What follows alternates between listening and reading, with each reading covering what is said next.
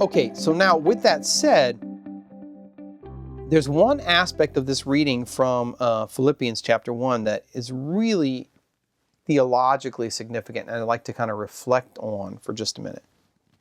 Because you might be thinking, all right, Dr. Pitre, I want to prepare for the second coming, or I want to prepare for the judgment, my particular judgment at the end of my life.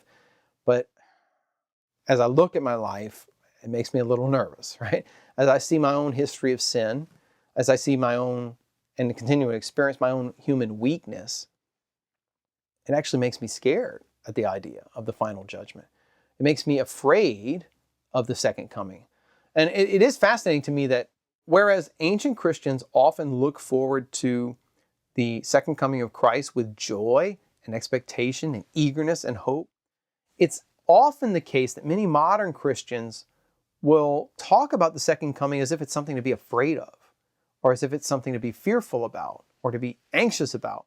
Often because, to be fair, because of the fact that the New Testament says a great tribulation will precede it. So that we understand that. But at the same time, Paul, in his letters, always talks about the parousia with joy and hope and eager anticipation.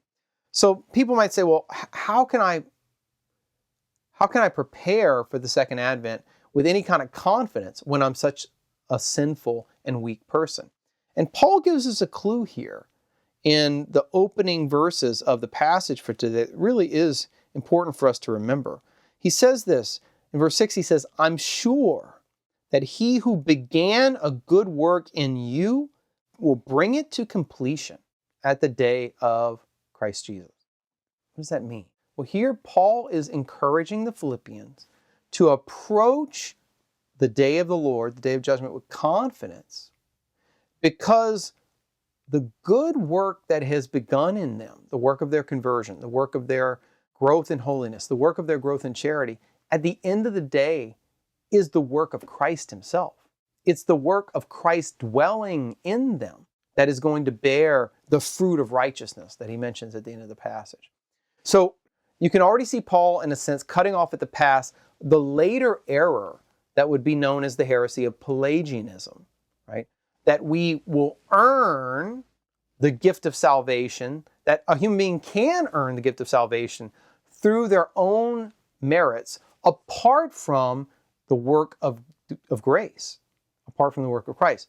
And Paul is absolutely opposed to such an idea, and you can see here that he conceptualizes any good work that the Philippians might have done is actually Christ working in them.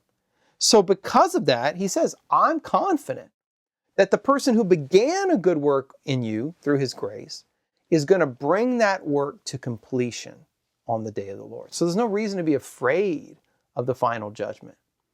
If Christ is dwelling in us, and Christ is actually working in us, right, then it's he who is going to bear those fruits of righteousness. We don't do it on our own. We're not doing it on our own power. We are borne up by his grace. So Paul has a very robust theology of grace. You'll see it throughout his letters. But I do think that this is a key passage precisely because, as you may recall, in the 16th century, at the time of the Protestant Reformation, figures such as Martin Luther, for example, are going to read Paul's letter to the Galatians, chapter 2, where he says, a man is justified by faith and not by works of the law. And Luther is going to read that expression, works of the law, as a way of referring to good works or good deeds, right? And he's going to see Paul as polemicizing against good works and the idea that good works play any role in our righteousness, in our justification.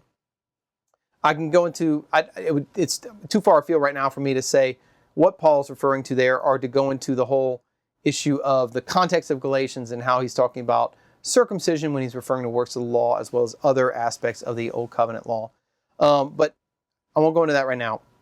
You can check out, I have an essay in a book called Perspectives on Paul, where I lay out, I've got it right here.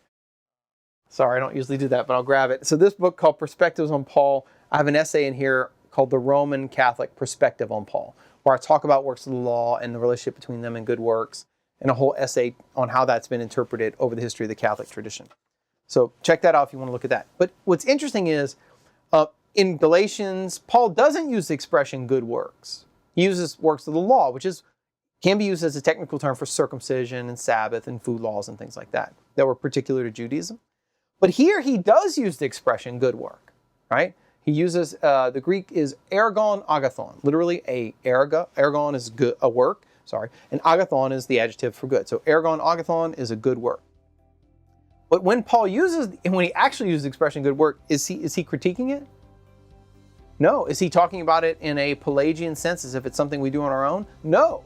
What he says is,